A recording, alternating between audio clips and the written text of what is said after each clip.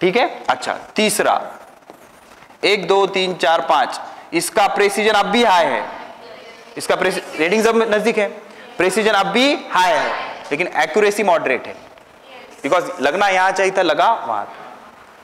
More information more precision, closeness of reading more precision, accuracy means how close your measured value is toward the true value. ठीक है, ध्यान से सुनो। It tells us to what resolution limit the quantity measured. It mainly depends on the least count of instrument. बकवास लिखी है, बाद में बताऊंगा, टेंशन मत लो। If we measure a certain thickness by two different devices having resolution 0.1 centimeter and 0.01 centimeter, तो किसका precision ज्यादा? समझ में कुछ नहीं आया, लेकिन जवाब आ रहा है 0.01 सेंटीमीटर, मतलब इसका प्रेसिजन ज्यादा। एक्यूरेसी लेना देना नहीं हम। ठीक है, अब देखो हमारे पास 3 डिवाइस होते, कल ये डिस्कस होगा ही, फिर भी डिस्कस कर लेते, ध्यान से सुनो। हमारे पास 3 डिवाइस है, एक है मीटर स्केल, दूसरा है वर्नियर स्केल, तीसरा है screw gauge.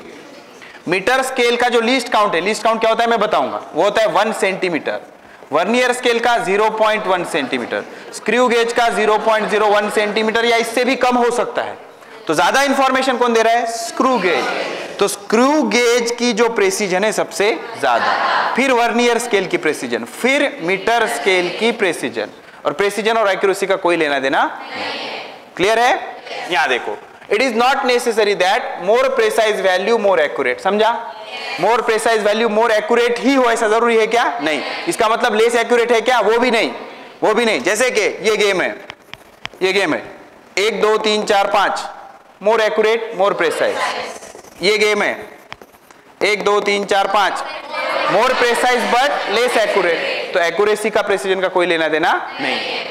Late a man measures a length इतना centimetre by above mention device, obtain 5.5 centimetre 5.34 centimetre.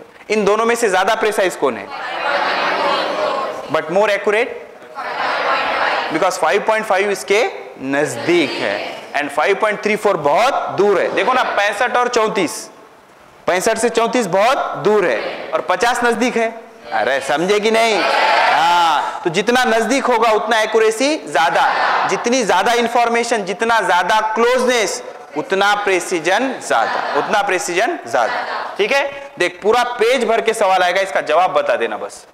True value of length of particular, ये एक्चुअल वैल्यू कितना है? 4.283 centimetre.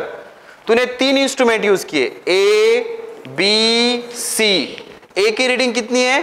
4.1 centimetre, 4.24 centimetre, 4.093 centimetre.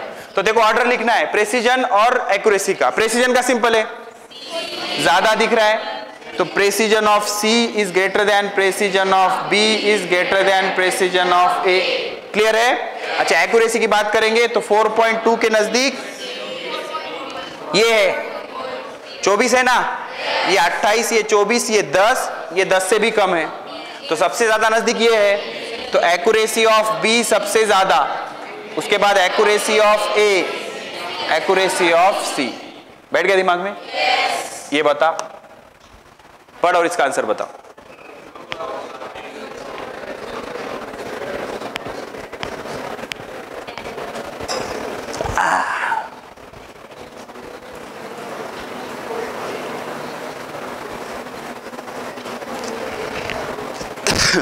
Repeater ने बता दिया था।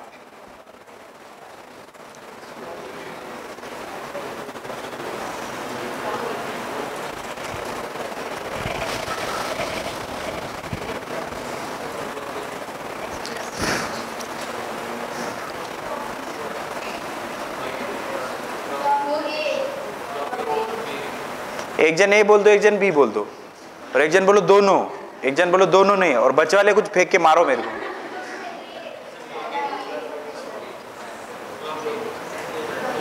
क्लॉक ए कितने जन बोल रहे हैं?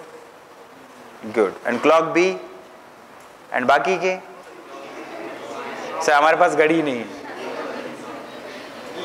कारण बताओ आंसर का। कौन सा? कौन सा क्लॉक? बी। क्यों? देखो बेटा, देखो पहले सवाल का मतलब समझो। बोल रहा है घड़ी में इतने बज रहे हैं और 2 घड़ी है हमारे पास ए एंड बी, तो ए वाले ने 4 दिन में ये रीडिंग बताए और बी वाले ने ये रीडिंग बताए। मेरे को एक्यूरेसी नहीं चाहिए, मेरे को प्रेसिजन चाहिए। प्रेसिजन मतलब रीडिंग नजदीक नजदीक चाहिए। देख यहाँ 10 है लेकिन 9 हो गया, फिर 10 है फिर 9 है, मतलब आवर में चेंज है। देख यहाँ पे आवर में बिल्कुल चेंज नहीं है,